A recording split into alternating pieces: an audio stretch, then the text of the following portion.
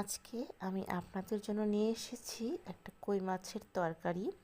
এই কই মাছের তরকারিটা রান্না করা খুবই সহজ, অথচ খেতে কিন্তু অনেক টেস্টি হয়ে থাকে।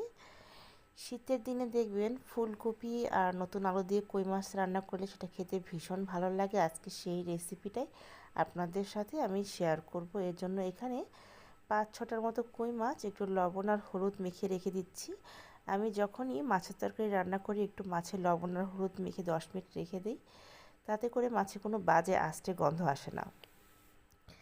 এদিকে কড়াইতে সাদা তেল দিয়ে প্রথমে মাছগুলো দিয়ে হালকা ভেজে উঠিয়ে নিচ্ছি।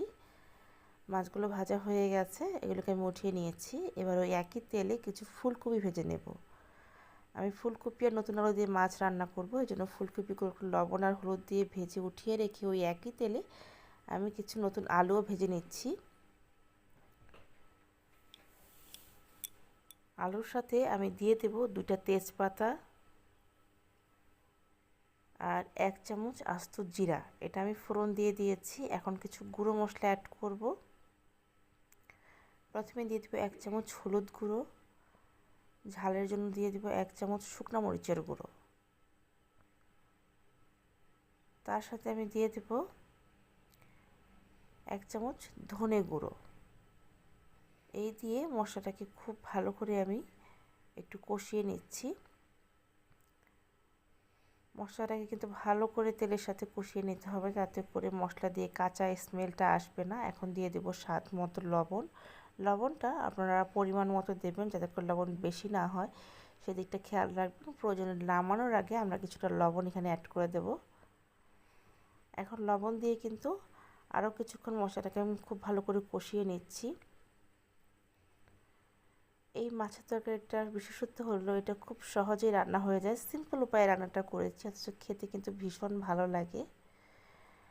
শীতের সবজির মধ্যে আমার কাছে আলু আর ফুলকপি দিয়ে মাছের তরকারিটা রান্না করলে খেতে বেশি ভালো লাগে, কই মাছের তরকারিটা স্পেশালি। এখানে একটু টেস্ট বাড়ানোর জন্য আমি একটু চিনি দিচ্ছি, আপনারা চাইলে নাও দিতে পারেন। অল্প একটু চিনি দিচ্ছি, খুব একটা বেশি চিনি দেবেন না, তাতে করে কিন্তু তরকারিটা মিষ্টি বেশি হয়ে যাবে, খেতে ভালো লাগবে না, মিষ্টি মিষ্টি লাগবে।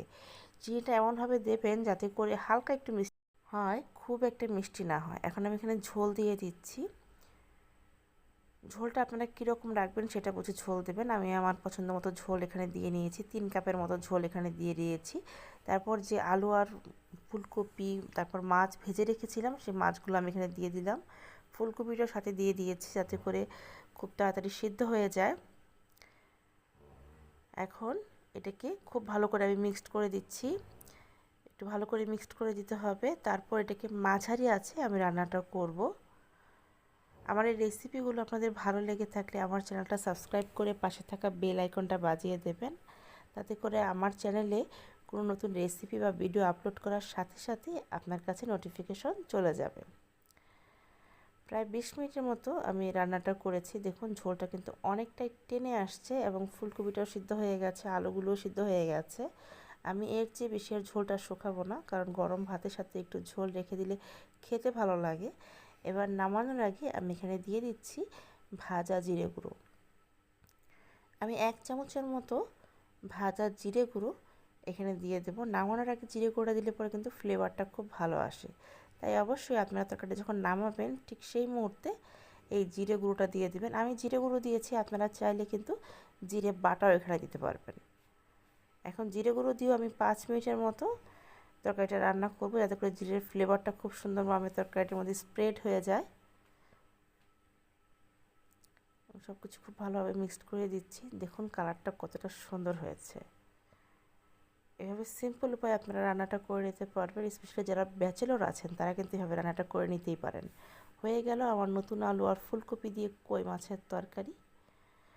আবার ফিরবো আপনাদের মাঝে আরেকটি নতুন রেসিপি নিয়ে। সেই পর্যন্ত সবাই ভালো থাকবেন, সবার জন্য শুভকামনা।